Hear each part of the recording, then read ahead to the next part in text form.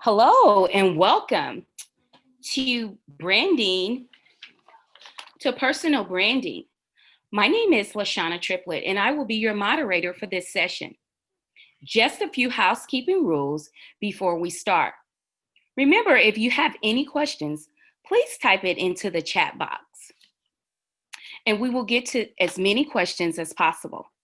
Also, please remember to complete the session survey. Your answers will help us with planning for our next year's conference and enter you into the end of the day drawing, which we have a lot of exciting giveaways today. Towards the end of the session, there will be a link in the chat box that will connect you with the survey. Please note, if you want to be entered in the drawing for today's session with personal branding, you must complete the survey at the end of our session. Without further ado, please welcome the awesome Miss Angel Franklin, who is the Vice President and HR of Compensations and Benefits, Employee Wellness with Cummins. Miss Angel Franklin joined Cummins in January of 2019 to lead the compensation and benefits team, including health and wellness, retirement, mobility, and compensation. Before joining Cummins, she spent 15 years devoted to employee success, focusing on her talent strategies, performance and succession management, organizational culture change, diversity and inclusion, and leadership development. She resides in Indianapolis with her husband, Reggie, and their two wonderful children, Trey, which is 11, and Austin, who is 9.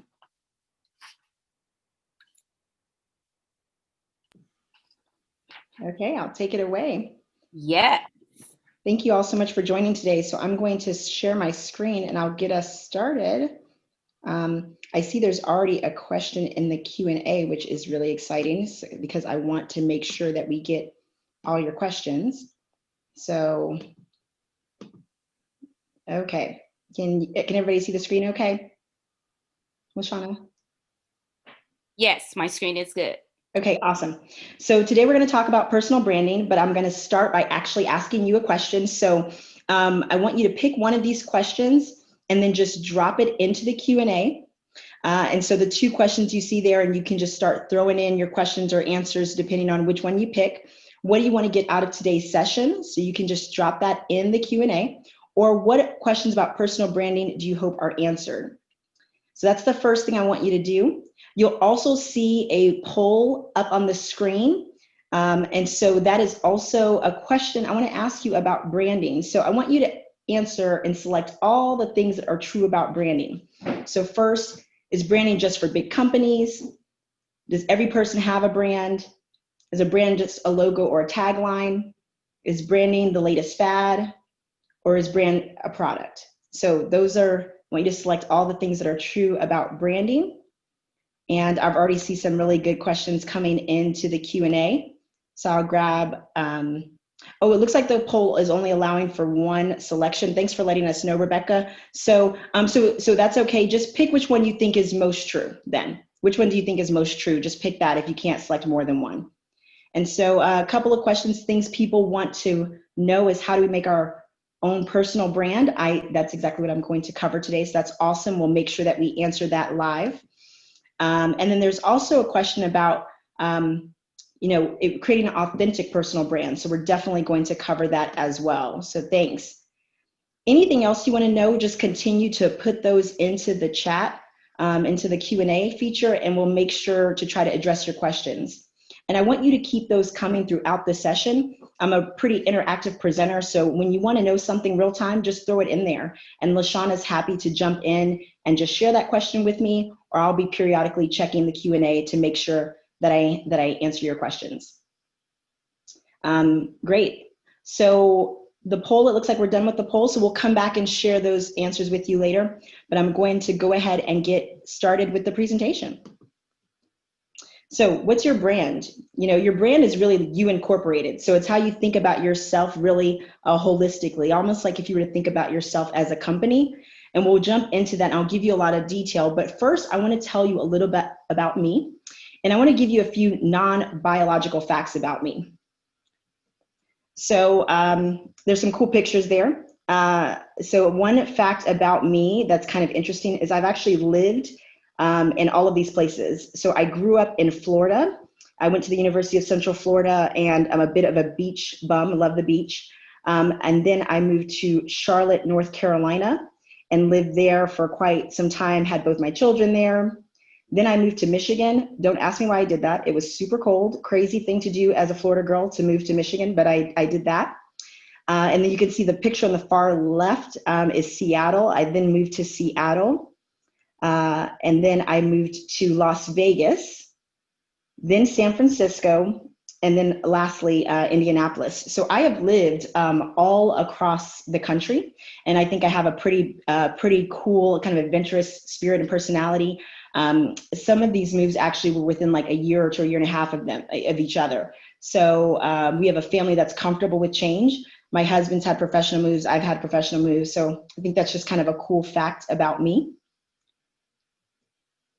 So something else about me that's kind of interesting. So I mentioned already, I went to the University of Central Florida. I told you I grew up in Florida. So my first job actually was at Walt Disney World. So that picture at the bottom is the Magic Kingdom. So at the Magic Kingdom, I danced in parades and I worked in the Christmas shop and I was a greeter at rides, which I thought was really fun. I learned a lot about how to treat people. And I also learned a lot about having a good time, to be honest, because I was able to get into the parks free whenever I wanted. So my kid days were filled with going to Disney World for free, which my family wouldn't have been able to afford to send me, but I got to go all the time, which was pretty cool. Something else, if you look at that top section of me, section of the slide where it says caregiver. So I'm also a caregiver. My mom has been disabled since I was about 9 years old. And so I've been a caregiver for her for a really long time. And then I also have an older brother who has a traumatic brain injury. And so he's been disabled and I've taken care of him since I was about 22. So I'm a caregiver and a caretaker, and it's a very proud part of my life. If you look at the bottom where it's got that hand reaching out to help others. So really my life's motivation is around, helping other people to succeed. It's just really fulfilling to me. It makes me feel good. And it's a part of, I think, just who I am. And then the last thing there is Homeland. So this is really cool. I think it's cool. I was in Homeland. I was an extra. So if you might occasionally see my elbow, walking by a screen or side of my ear. One time I got to be featured as an extra on Homeland. So I was running up some stairs and they were trying to break into an apartment. So I've had some Emmy award-winning screen time as well, which is pretty cool. And any questions you have about those things, you can throw those in the chat too, because you can ask me questions about me also if you'd like. Okay, so this is my brood. This is my family. So what you see here is me, my husband Reggie, my son Trey, and Austin. And in the far left-hand bottom, that's me and my mom. And so these are like the coolest people in the world to me. I love them so much, and I don't know, they're just a ton of fun. You can see the boys; they smile virtually all the time, which is pretty cool. And they're kind of what keeps me moving and going every day. Makes me keep higher standards for myself. And lastly, I'm going to tell you a little bit just about me as a person. So these are a number of quotes that I think that really describe me and things that I think are really important. So I'll walk you through each of them. So there's this, of course, this Harriet Tubman quote, I freed 1,000 slaves and I could have freed 1,000 more if only they knew they were slaves. I think sometimes people need support and help, and they don't realize it. And so I think it's just such a powerful quote about life. The bottom one, I'm in love with the very air I breathe. That's a quote that it's an Angel personal quote. I think it's important for me to appreciate life. I mentioned to you all before that I'm a caretaker to my mom who became severely disabled when I was 9, and as well as my brother who had the traumatic brain injury. He was in a coma for about a year. And so when I think about just appreciating life, I do have this kind of love of life. I'm going to save the middle one for last. But so this kind of you have one life, just one. So why aren't we running like we are on fire towards our wildest dreams? It's a little bit kind of connected to what I said about being in love with the very air I breathe. It's how I think about just appreciating life and really living it to the fullest. And then there's this bottom one by this French philosopher, Albert Camus. And he says the only way to deal with an unfree world is to become so absolutely free that your very existence is an act of rebellion. And I love that quote because it really harkens to this idea that we get to, in some ways, we get to make the world what we want it to be. And so we don't have to accept the negative things that we see in the world. If we feel like the world's unfree, we can experience in the way that we live and the way we role model can create a better world and to create a free world. So I love that quote. And then the last one in the middle, this is a scene from Lilo and Stitch. So if you've seen that movie, she's praying for a friend because she's lonely, and she says, "I need someone to be my friend. Maybe send me an angel, the nicest angel you have." And then you see this crazy picture of Stitch, kind of hollering and looking kind of a little bit crazy. But I love it because she asked for an angel, and I always say to my friends, "This is how I came into your life. You thought you were just getting this like really nice angel, and you got this kind of wild thing instead, which was me." So that's a little bit about me. And then, so let's talk about branding. So our agenda is really about branding you. And I'm going to walk you through really how you think about doing that, and also hopefully give you some education on branding and help answer any questions that you might have. So that's the agenda today. We're just going to focus on how you think about personal branding. So first, I'm going to tell you corporations spend billions on branding.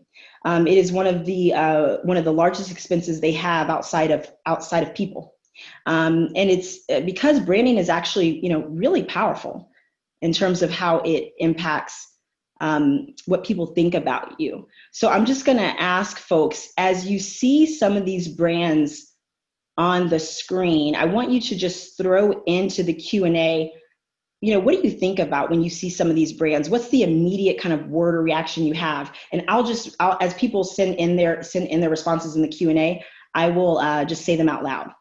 So let's just go ahead and just throw into the Q&A. When you see those brands on the screen, what's your reaction?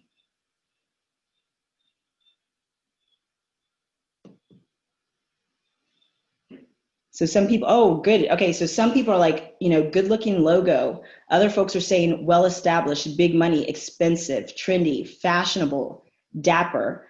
I love these because what you can see with these brands is that the second you see them, they immediately give you a perspective. So something like, I'm sure, Louis Vuitton, as soon as you see it, you think money, you think expensive, you maybe think high-end or quality, lavish. I love that. Someone said lavish.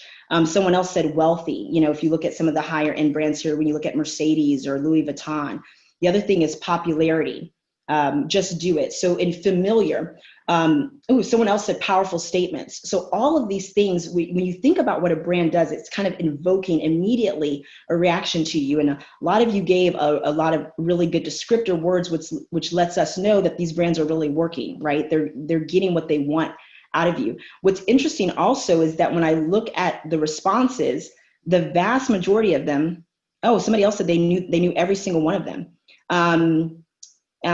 One of the things that also came to mind is that there wasn't really any negative comments about these brands, which is interesting. It's really kind of powerful that you see that. So that's how branding works. And it's what you want to be thinking about as you think about yourself and branding yourself. We'll get a little bit more into detail there.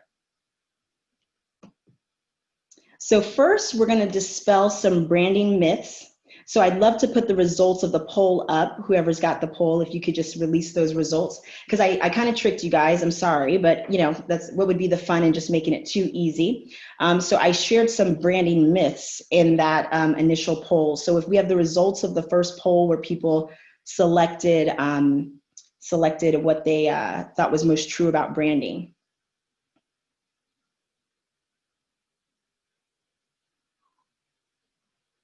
I don't see the results up yet, but it may be, let me see. Lashana, do you have the results of the poll?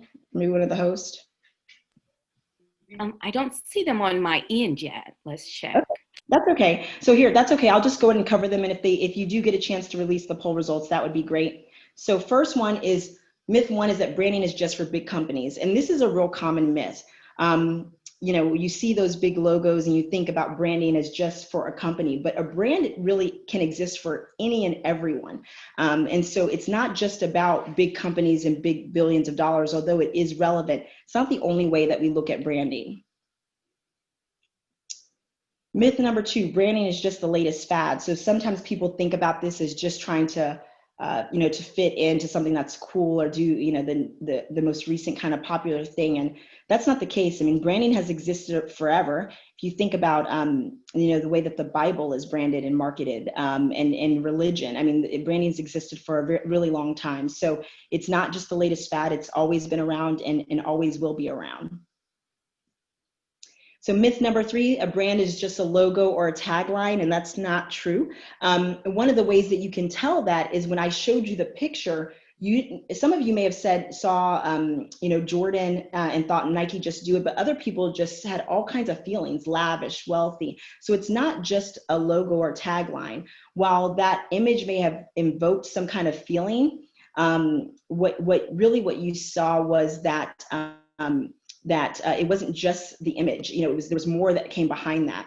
And I saw the results of the poll just came up. So, this is an overachiever group. Everybody had it right. Everyone has a brand, and that's true. That's the true statement here. So I'll go ahead and get to the very last myth. A brand is a product. And that's also a myth. Really a brand is so much more than that. And we illustrated that, I think, with some of our examples already. It's kind of funny. There's an example here, a quote that says, "The brand is the amusement park.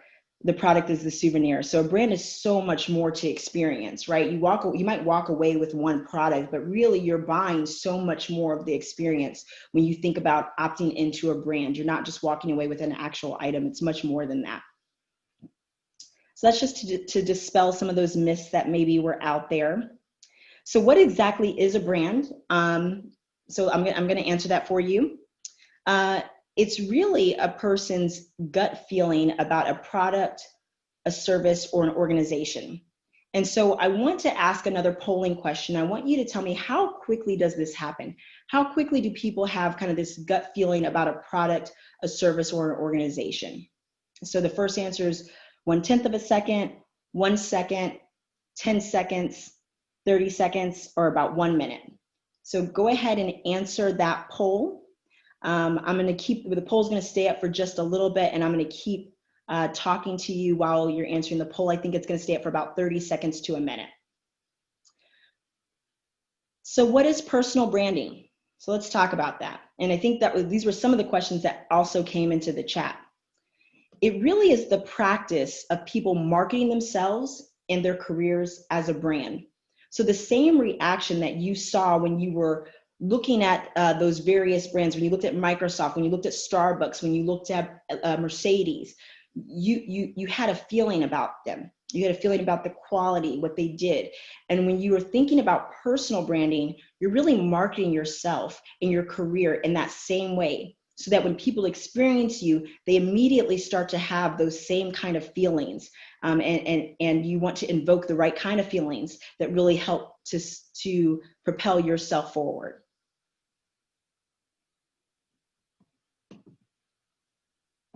So I'm just going to check the chat, and or LaShawna, did you have any questions in the chat that came up? I saw maybe a few more pop up. I can. Yeah. First, we do have someone that asked if we could slow down a little bit. So definitely we could do that. For sure. How do we make our personal brand? Shamar would like to know, how do we make our personal brand? Oh, that's awesome. Yeah. So, and it's Shamar, I appreciate that. And also appreciate the feedback on slowing down. So I'll talk a little bit about how you make your personal brand as we move forward. I've got some examples and different things you can do. We'll hold that question for a little bit later, but I appreciate that so much. So don't think we're not going to answer it. I'm just going to walk you through some examples as we're talking. And if anyone else has any other feedback on pace or anything, as I'm going to slow down a bit, but if anybody needs anything else, just please let us know. We definitely want to hear from you. Ms. Angel, we also have another good question that says, I would like to learn how to create an authentic personal brand. Yes, that is, you know what, who asked that question? Maya. Maya. So Maya, you could come teach the course with me if you're already thinking about authenticity, because it's a pretty powerful part of your brand. So I'll talk about both of those things. How do you really create a brand, and also how do you create an authentic personal brand? Both of those things I'll cover in today's session. So wonderful questions. So first, when you think about branding, you have to think about your success comes from your self-packaging. People experience you, there's the packaging that exists, and you have to think about, what package do I want to create for people to see? So one of the first steps in thinking about personal brand is really thinking about, how do I package myself? What do I show out to the world? So the question is, do you have a brand? And if a few people can just drop in the Q&A what your perspective is, do you have a brand today?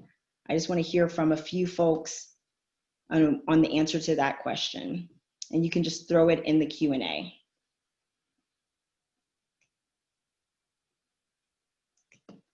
So do you have a brand?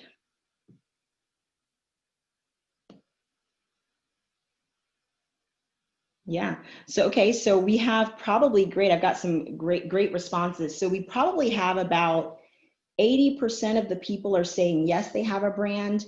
And about 20% of the people are saying no, that they don't have a brand.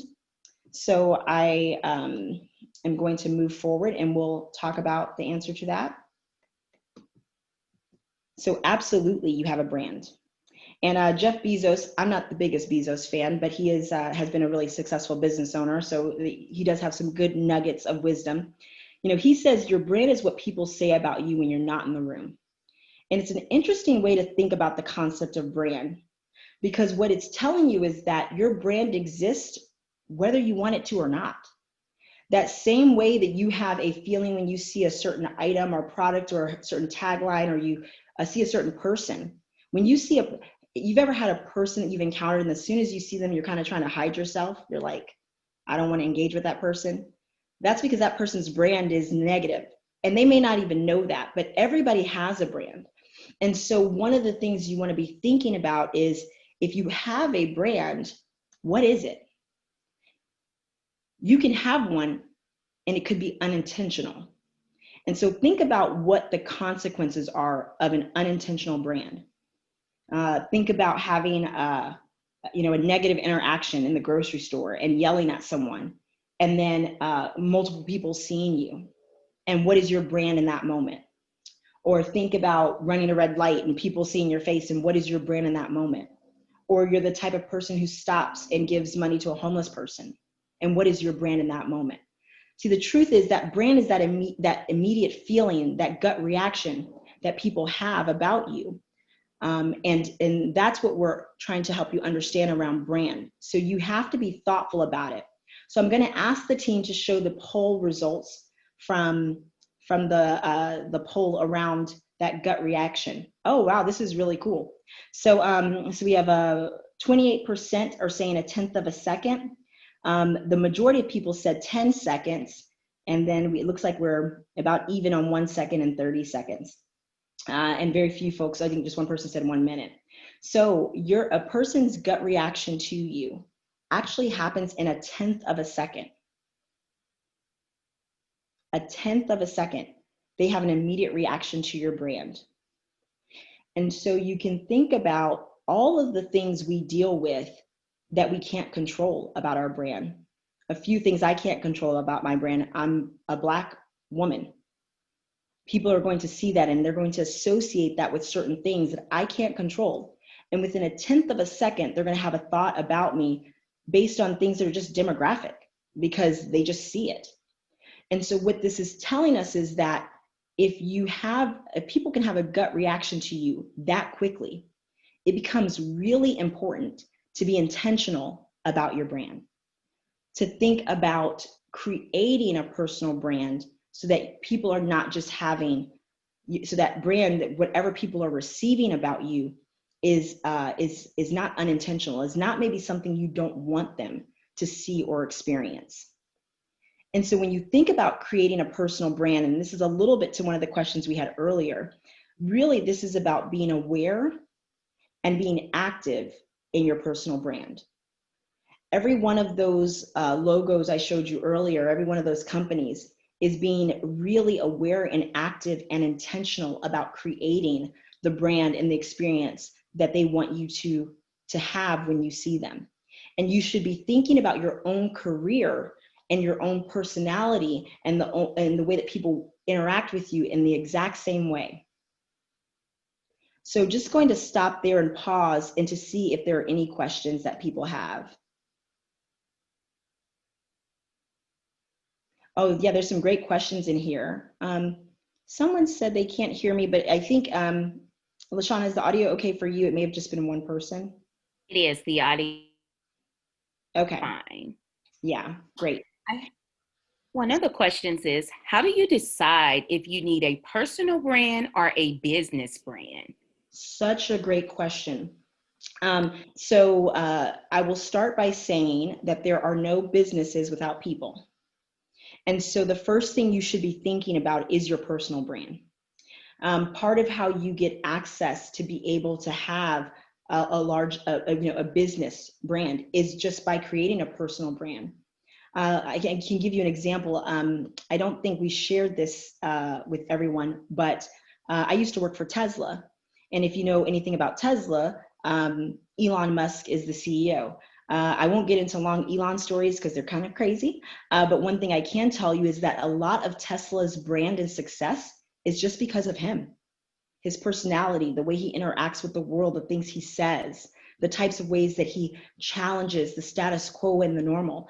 And so his personal brand is driving the success of a global organization.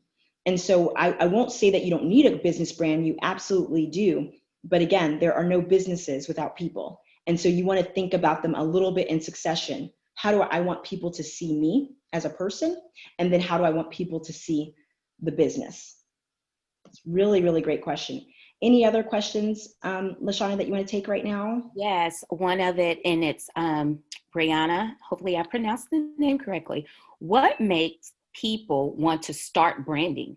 She wants to know, how do you start branding? What inspires that? Yeah, that's a great question. So it's a little bit of what we're discussing here on this slide about this kind of awareness and active. So in this moment on this call, hopefully you've come to an insight. You know, some of you I think already knew this. You all have a brand, or everybody has access to one. Your brand is something that happens really fast. And then you start to think about, how does a brand work for you or work against you? And when you think about that comparison, it really does propel you to say, I need to be aware and active in creating the brand that I want the world to see. So that's how we really start to kind of motivate ourselves to think about the concept of branding. And I mentioned to you before, the packaging is a part of that. So we'll get into a few other things that are a part of brand as well. So if you aren't, intentional about your brand, someone else is going to create it for you. That's just what's going to happen. And anytime, if you've ever encountered a stranger and not liked them because they've done something, you created a brand for them. If you've ever encountered a stranger and liked them, you've created a brand for them. If someone's cut you off, you've created a brand for that person. So it's really that, again, it's that gut reaction to a product, a service, an organization, a person. And so if you are not thinking about creating that and being intentional about what you put out in terms of your brand, what will happen instead is someone else is going to create that, and it may not be what you want. And that's why being intentional about branding is so important. And so if you haven't defined one, someone's defined it for you. You should just understand that. And now you need to be thinking, are they defining the brand that you want them to define? Furthermore, if they're not defining the brand you want them to define, then that impacts your potential. Because the way that people think about a brand, it's a bit about, hope and promise and the feeling I have. I have a feeling, when I go to Starbucks, I'm going to get a quality, experience. I know that the coffee is going to be consistent, and I know that the service is going to be what I want it to be, and I know the hours that they're going to be open, and so that all of those things are, the potential and the hope of that interaction with that brand. And so if you are letting other people define your brand and it's not what you want, it's impacting your potential, your ability to be successful, your ability to realize all that you should be able to realize in your lives and in your careers. Any questions about that particular concept? Because I know that it might feel a little heavy, so I'll just check in and see if there's anybody that has questions specifically about that. Joe, I have a good question that's by Chanel. If you are not interested in entrepreneurship, should I work to build my brand? I think that's a good question that goes in this section. Yeah, it absolutely is. Thank you, Lashana. Yes, you should, because if you think about it, it's still your potential. So no matter where you are on that spectrum, I mentioned that I've worked for Kellogg, I worked for Ernst & Young, I worked for Tesla, I now work for Cummins. I've worked for a lot of really big companies, and my brand is what has led me to the foot in the door. It's what's giving me the opportunity. And so you should be thinking, whether you want to be an entrepreneur or not, you should be thinking about creating a brand. Absolutely. It's that gut reaction people have when they interact with you. You want that to happen if you're a teacher. You want that to happen if you drive Uber. You want that to happen if you're a vice president of a Fortune 150 company. It doesn't matter where you are on that spectrum. You want people to have a good experience with you, and you want your brand to be seen as something that has potential and can help you fulfill your dreams. So no matter where you are, you should absolutely be thinking about creating a brand. Any other questions, Lashana, that you think would be good at this time? I do. Tara would like to know how I would like to learn how to market myself. Yeah, absolutely. So I will tell you, so that I'm going to start with what will feel probably like a pretty simple answer, because marketing looks different for different people. So I'm going to give you the kind of the standard answer, no matter who you are, or no matter, so whether you're an entrepreneur, you're starting your own business, whether you're just a person who's looking to get employed, whether you're trying to get accepted to a school, don't care where you are, do really good work. You want the way that people think about you and how you contribute to be positive and to be something that's desired. And so wherever you are, you should be thinking about giving best effort. One of the biggest promotions I got in my career, for me personally, happened when I was in a pretty entry-level HR leader job. And I was working for a company that wasn't that well known, but I was referred by my previous manager. My manager that I had worked with that had left the company. She actually called Ernst & Young, which is probably about 30, maybe even bigger, $40 billion company with over 250,000 employees across the world. They're considered one of the largest accounting firms in the world. And she called one of her friends there and talked to her about me and said, "Hey, I think you should hire this person." When I went and interviewed with Ernst & Young, when they looked at my resume, they would not have even spoken to me. I actually had the recruiter tell me that on my resume alone, they would not have spoken to me. But because of the work that I had done and that my reputation was positive and high impact, they really put me to the front of the line, and I got that role. It was one of the biggest jobs I'd ever gotten. And so when you think about marketing yourself and really how do you get the right message out about you, you are constantly giving your all, because that starts to spread. People want to be around other people that are successful. If I told you right now that Elon Musk was willing to come and hang out with you, you probably want to be around him because of his success and that you've seen his success as a businessman. And so really delivering the best version of you and what you can do is one of the best ways to market yourself, because then your reputation spreads and precedes you in a positive way. Yeah, really great questions. Keep them coming. So some of these essential elements of a personal brand, I'll cover those for you. One of the most important things is it's your value proposition. So you're essentially explaining through your brand, what it stands for. So what is valuable about me? So it's your personality, your competencies, and competencies are your skills and and what you've been able to accomplish, your competence at a particular skill or behavior. Also your strengths. So it's really everything you bring to the table. So when you think about your value proposition and the way that people see you, that is an essential element of your brand. The other essential element, or another one, is differentiation. So what makes you different or distinct from everyone else out there?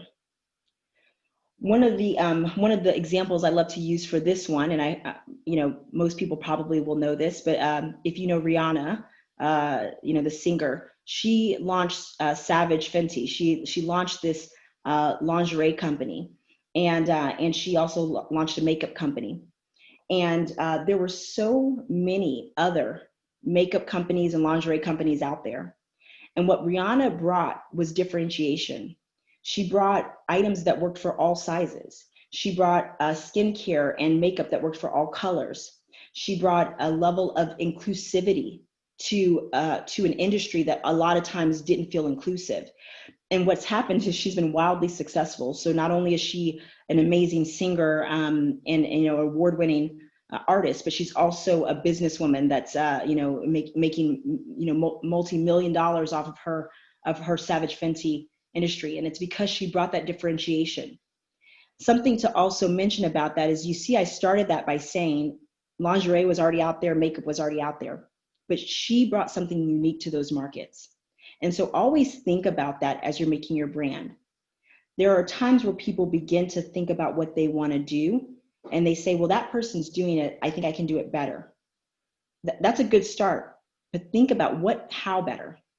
How do you differentiate yourself? So that's a key component as well. So your value proposition and then how you differentiate is part of what makes a brand. Then the marketability. So how compelling are you to others? What will make them want to work with you or open up a new opportunity for you? I shared this a little bit earlier, I think, with one of the questions someone asked. Part of what made me highly marketable was my track record of success, that I had gone above and beyond for a previous manager and leader, that I had a positive reputation at multiple places where people reached out to learn about what I had done. And so people started to think, and I was, pretty young in my career. I'm 36 now, so I make the joke that I'm the old millennial. But at the time, I was probably about 24, and I was probably the youngest person doing the work I was doing. And it was mostly because my marketability was high. I had a track record of really delivering. And so people wanted the opportunities to work with me. And even though I didn't have the same pedigree and educational background as some other people. So before I go on, I'm going to see if anybody has any questions about that. So I talked about value proposition, differentiation, and then marketability. So any questions that anyone has on any of those concepts? Yes, we have Charlene wanted to know how would I like to know how to expand the brand? How will I expand my brand?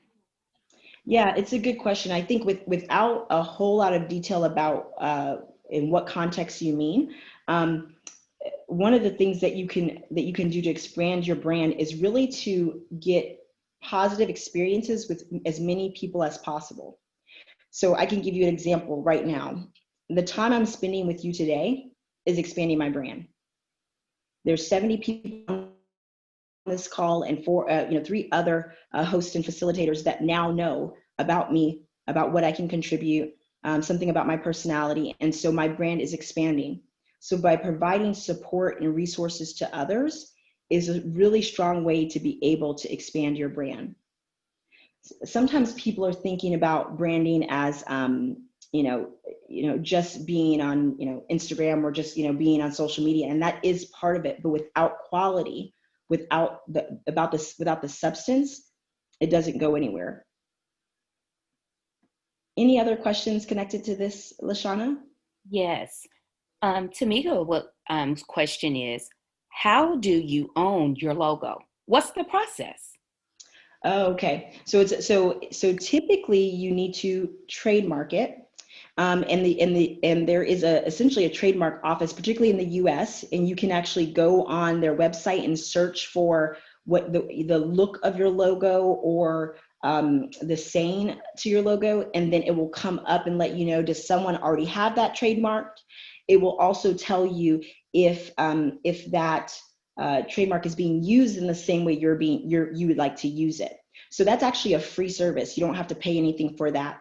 Typically, if you go to the US Patent and Trademark website to search, if something's not trademarked in the US, it's usually not as likely to be trademarked in other countries as well. So that's one technique that you can use to be able to think about actually securing a logo or a design for yourself.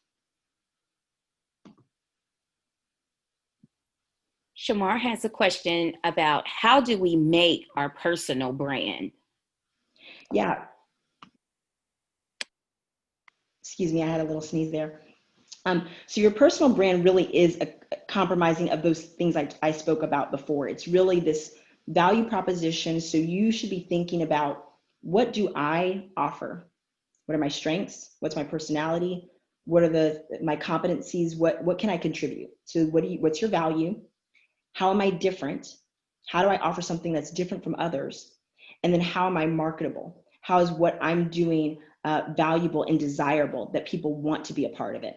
So one exercise or activity that you could do is really go through and write those things out. Think about them for yourself. There's definitely something there. You just have to be intentional about it. So yeah, all great questions. Definitely keep those coming. So I'll go on. So a little bit about my observations as a leader.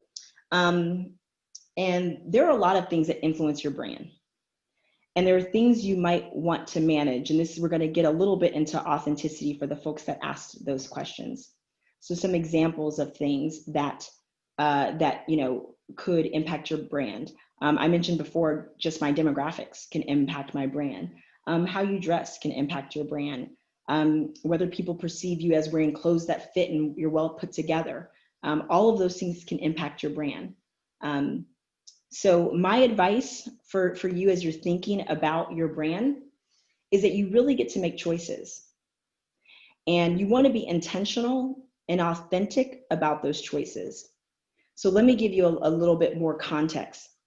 So if you say, I want to wear clothes that don't fit because I like the style, I like wearing my pants low, or I like wearing my shirt off the shoulder, and that's part of your brand. There's nothing wrong with that. You can absolutely make that choice, but there will be consequences of that choice. And really what you need to be thinking about is, what am I trying to accomplish and what am I trying to achieve? And understand that when you make those choices, you should be intentional and you should be authentic to who you are, and then accept the impact of those choices. So I can give you a personal example for myself. One of the things that I started to do in the workplace probably about 3 or 4 years ago, I started openly talking about my Blackness, about the fact that I'm a Black woman. And it was something that for years, for me when I was younger, I never talked about being Black. We grew up in a world that is predominantly white, at least in this country, that's a white dominant culture. And in many ways, I think Black people are meant to kind of hide our Blackness and make it invisible. It's obviously impossible to do that, but it does come up that you want to assimilate into white culture. And so I started talking about my Blackness and my experiences as a poor Black kid, and just talked about those things more openly in the workplace. One, because I thought it would give people better understanding into who I am and my life experiences, but also I thought it would help other Black young people get opportunities, get access, because as I shared my story, I wanted a majority white leaders to see opportunities for young, poor Black kids through me, to see me and my success, and to think I should be extending those opportunities to other people. And that had consequences. There are people, and this was even before, I think, the social justice movements that exist today. But there are people that are really uncomfortable talking about race, even though we all know it exists. And so I had leaders that struggled with that and didn't want to talk about it, or wondered why I always talked about being Black. I don't ever not feel Black. I always feel Black, right? I don't ever get to not be that. And so it's always present. It's the first thing I think of. I never say I'm a woman that's Black. I say I'm a Black woman because I feel Black first. So I'm, a Black American. That's just the way I live. But people struggled with that. Some did. And so, but I also think I helped to make opportunities for people. And I also think it was being authentic to who I am. So when I tell you that story, a couple of things I want you to take away. One is I was intentional. I knew what I was trying to do by being more open about my life experiences and about my race. And also I was authentic. I was true to who I am. And I openly accepted the impact of those choices, which were some relationships that were harder or more strained, but there were also things that came out that were more positive. So this is a really important concept for you to get comfortable with. In order to be authentic, you may make trade-offs. There are sometimes that your authenticity will turn people off, and other people, they'll appreciate it and enjoy it more. And you just need to be intentional about that and openly accept the consequences. So I'll pause there again. It's another kind of deep, heady kind of topic. Any questions on that one in particular? Any thoughts or reactions to that you want to throw into the Q&A? Absolutely, Angel. So we have Maya, and I think you pretty much answered her question, but if not, she can go into the Q&A and let us know to elaborate. How do you create an authentic brand with a positive association, but without faking anything to just please people? Yeah, absolutely, Maya. And it's pretty much what I said here. It's this idea of saying, what am I trying to achieve or accomplish through this? Being intentional about it, and just being yourself. And the most important piece about this is that you should be evaluating where the pros and cons are, where there could be risk. So if I use my example, not assimilating to white culture can be risky in the United States. And not making white people feel comfortable in the workplace can be risky. So there were risks in my authenticity. I also thought the benefits outweighed the risk. And so the ability to help educate white leaders about Black experiences, the ability to potentially bring more of myself to work, the ability to provide opportunities for other Black people through my authenticity. And so I made the choice to say, while this might feel a little bit uncomfortable for people, I think it's worth it. I think this is a part of how I want to be perceived. And I would tell you probably one of the strongest pieces of feedback I've gotten over the course of my career is that I'm genuine and authentic. It's probably one of the things I hear the most because I just put it out there. For me, it's also a part of how I care for others. I want to create safety. I want them to feel safe and open. And by me doing that, oftentimes it helps others. So I hope that helps, Maya, but really it's very much what you see here, being yourself and just being intentional about it. LaShawna, anything else on that one? We have some great questions. It's a very interactive audience. I'm so glad. There are several questions about the personal brand. How do you get your personal brand out there? Yeah, and I think I touched on that one a little bit. It's really, I think, your reputation, so it's about how you really show up and what you do and what people, it's a bit of that Jeff Bezos quote, what are people saying about you when you're not in the room? So that's very much a part of how you get your brand out there. I saw one question here that I want to answer. Someone said, when did you make this decision to get serious about your personal brand? And I would say for me, I was an HR person my whole career. And so I went to college for HR. And one of the things I learned pretty early on was, it's going to sound silly, but resumes, looking at resumes. and how quickly recruiters made decisions based on a resume. Recruiters can make a decision based on a resume in like less than 3 seconds, which is insanity if you really think about it. There's technology now that makes the decision for you, and it's even faster than that. And so that was one of the first times where I started to think, what do I want? How do I want to be presented? And so the way that my resume looks is different probably than a lot of other people's, because I wanted to showcase something different, and I wanted to showcase more of my personality and style. So I first probably started to get serious because of my profession and what I saw happening to candidates that I was looking at or other people. Over time, I got more authentic as I got more comfortable in my own skin. And that was a lot harder, to be honest, because I think, I mentioned a little bit before, the pressure to assimilate to the culture that you're in is so heavy, particularly in corporate America. So it took me time to get the confidence to be more authentic. And that really came from, I think I would say, my marketability, my success. As I started to succeed, different companies would call me and ask me to interview for jobs. Actually, when I went to Tesla, I didn't apply to Tesla. They reached out to me, and there's stories about Tesla being harder to get into than Harvard. And I didn't even call them. They called me because of the reputation that I had in the HR field in space. And so that's when I started to get more confident in my authenticity over time as I was more successful and more accomplished. Cool. Raven has an awesome question. How Yeah. do you know what set you apart from your competitors / other brands? Yeah, really good question. So I would start by saying, I'm going to answer that two ways. One is if you're thinking about like a product, it's not too difficult. Do a similar exercise as you did when you saw the logos and products before. Look at and say, what do I know about this? What's the value this provides?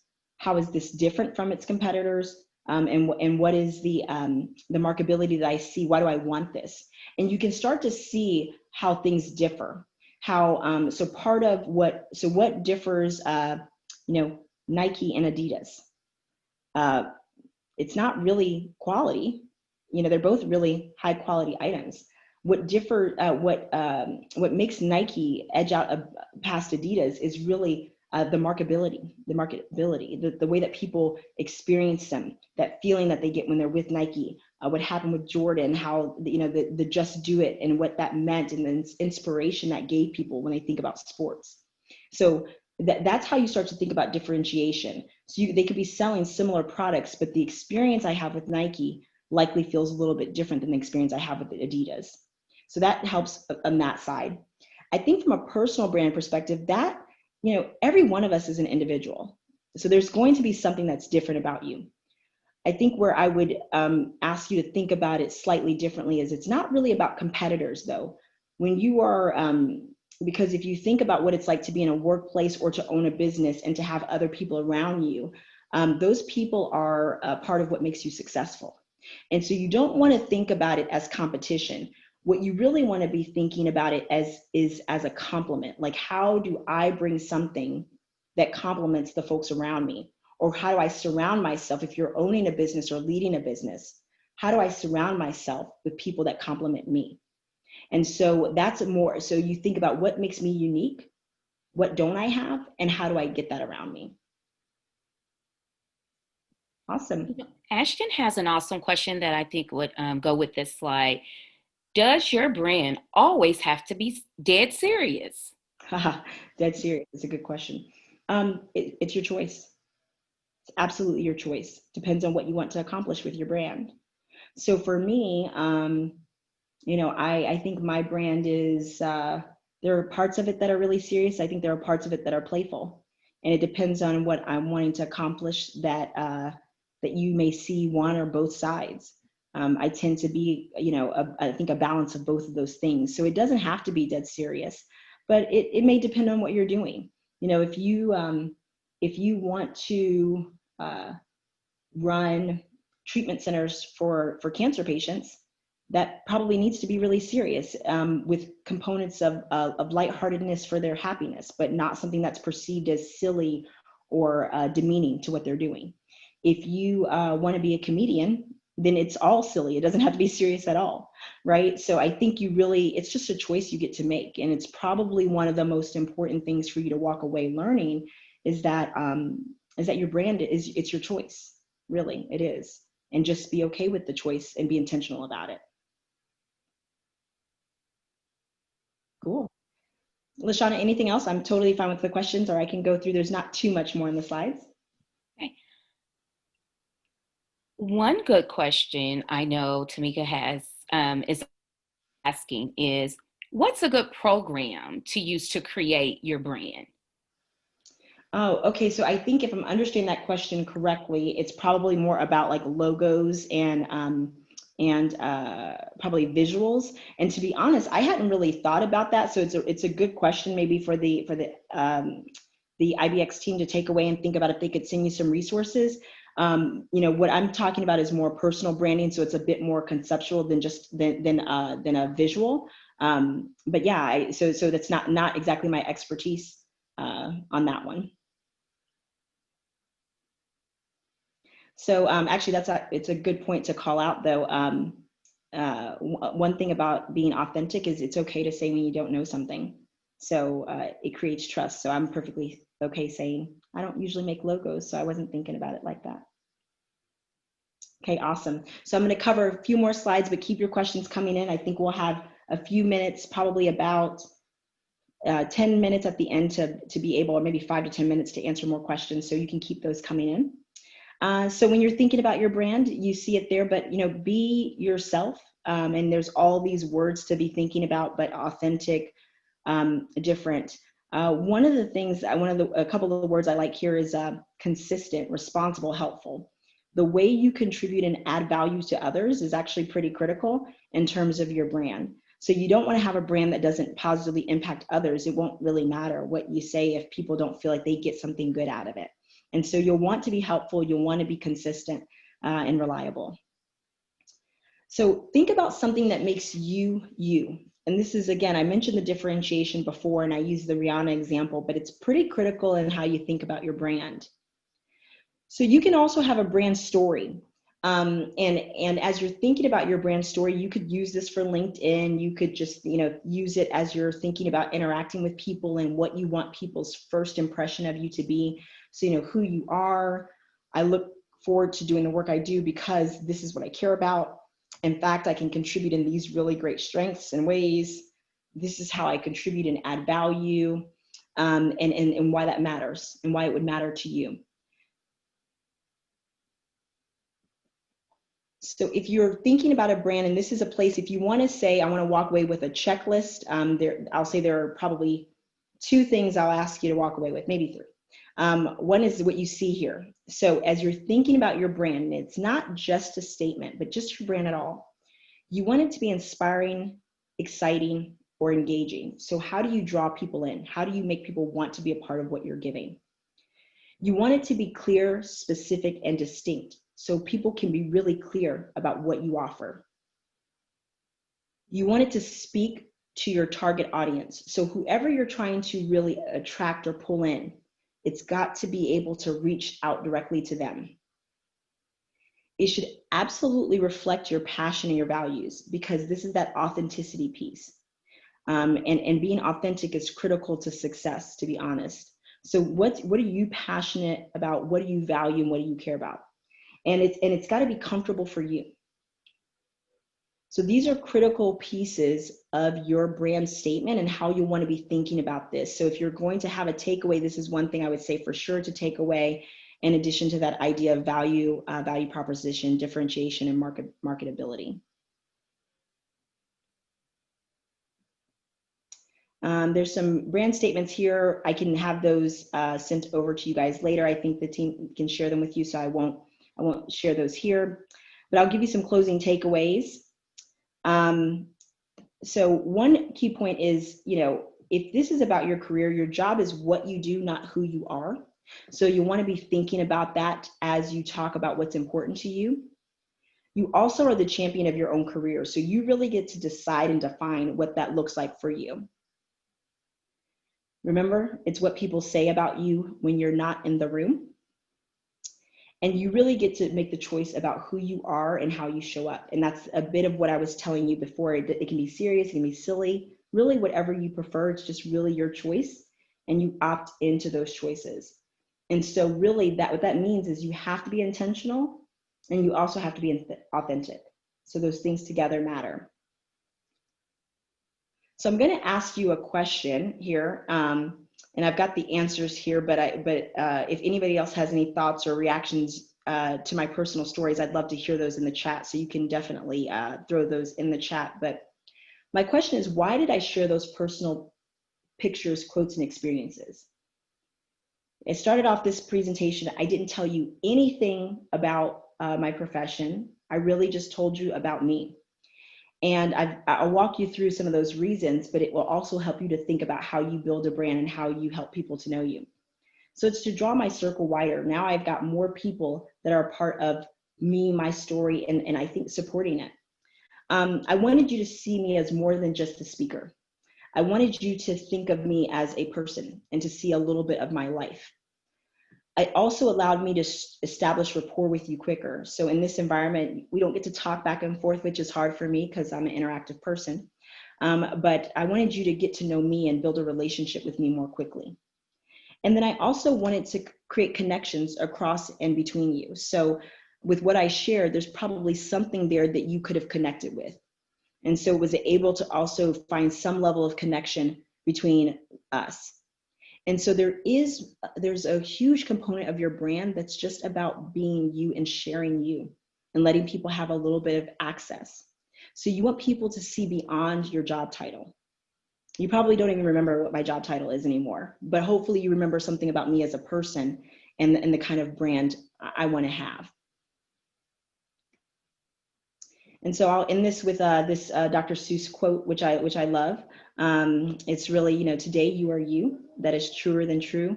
And there's no one alive that's more youer than you.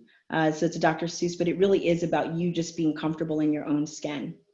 And so I tried to leave a little bit of time for questions. So I think we have about 7 minutes for questions. So Lashana, I'll open it up to you to see if there are any other questions we want to capture before we do the closing poll with the group today. Thank you, Angel. That was an awesome presentation. We do have a few more questions. We answered a lot of them interacting with the slides. One question that Rebecca has, is there a way to brand yourself within a resume, or is the only way to do that is networking? Yeah, I think there is a way to brand yourself through the resume. I'm going to stop screen sharing for a second.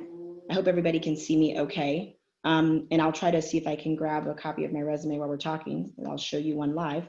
Yeah, absolutely. I think the way that you present your resume, the way that you show your experience and your accomplishments can help people to get a feel for you through your resume. And so I have a more, this isn't a perfect view of it, but I'll screen share a little bit of it for you.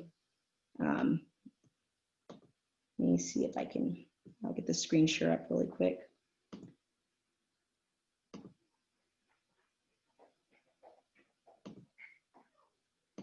There we go.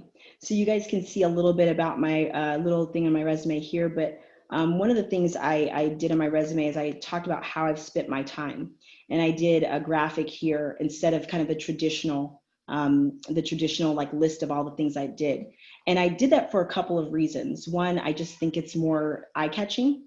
And so I enjoyed that, as well as I didn't want to just keep repeating the same thing over and over again. And so I kind of tried to show where I spent my time. Also was a little bit more creative so that people could see that I was kind of an outside the box thinker. So I do think there are ways to do that. It's still very professionally presented. But it's a little bit non-traditional. So you can get a feel for my style a little bit, even through my resume. So great question. Any other ones? Yes, Angel. Victoria has a question. When it comes to advertisement, should you have it targeted to a certain age group or everyone in general? Yeah, and this is another one of it depends. So I know people hate those questions, hate those answers, but it's true.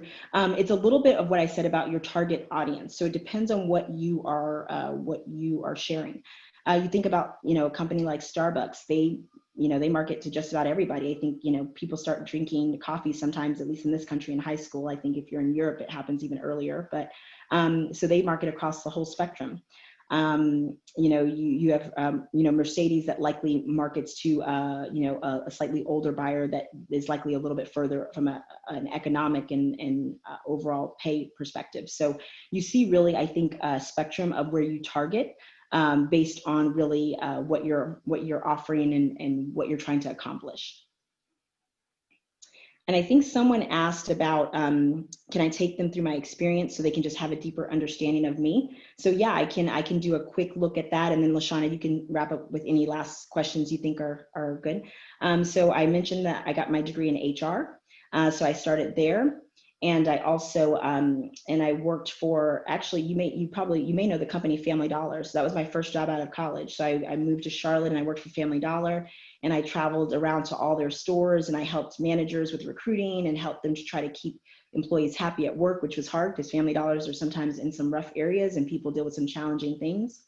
And then I was an HR leader for Avis Budget Group, the rental car companies, and then went to Ernst & Young, as well as Kellogg and Tesla. So I've worked for a lot of different companies, always have been in talent management and leadership development and diversity and inclusion. So some of the things LaShawna shared earlier, mostly because my passion, my values are around compassion and caring for others, as well as being intellectually stimulated. So I really liked the balance of being able to do leadership development and executive coaching and all those things because they helped people, but they were also focused on business. So that's a little bit about me and my background. I think someone asked that question.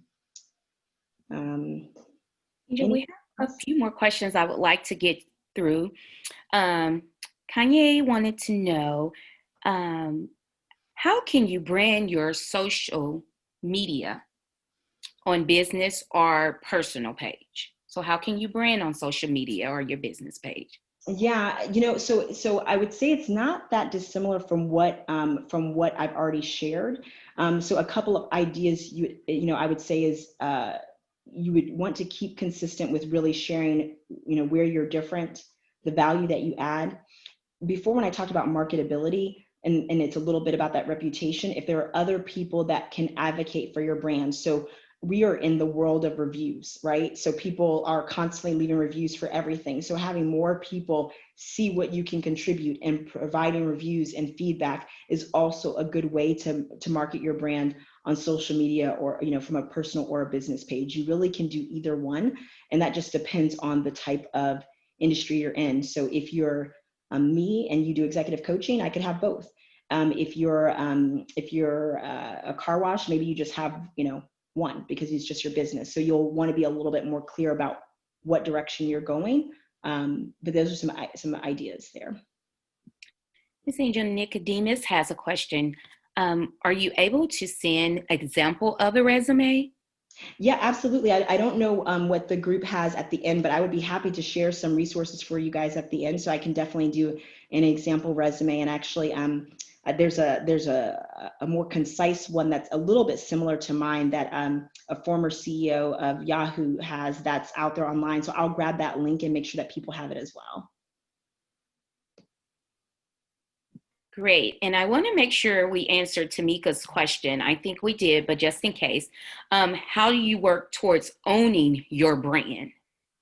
Yeah, so Tamika, I don't know if I'm fully understanding your question correctly. I mean, your personal brand is all yours, right? And eventually you could trademark it. So if you're trying to create your personal brand, so if I use myself as an example, if I decide I want Angel Franklin to be the sign of executive coaching and career development and growth, then I could trademark that and then begin to market myself that way. So there are ways in terms of your personal brand. But I would say, even, whatever business you create is yours to create, and you can own that. So I think it's less about, when you build a brand, you're the owner of it just by virtue of building it. So I think it's, if we're getting into just kind of logistics, and I think someone put a note in the chat about, trademarking and being able to protect your intellectual property. So that's probably the most important thing to think about once you've kind of established. Thank you so much. And for everyone for attending our personal branding session. Ms. Angel, you were awesome, very energetic. We love it. And for all of our participants, a poll will be coming up at the end for you to complete along with our survey. So please remember to complete the survey. It will help us plan again for our next year's session, and it also enters you into the awesome drawings that will be going on at 8:30 today. If you have any more questions, you can all put them in the chat, and our IBX team will make sure to address them and any resources we have available. Again, thank you, thank you, thank you. The session was awesome. We enjoyed all of your questions. They were just phenomenal. So great job.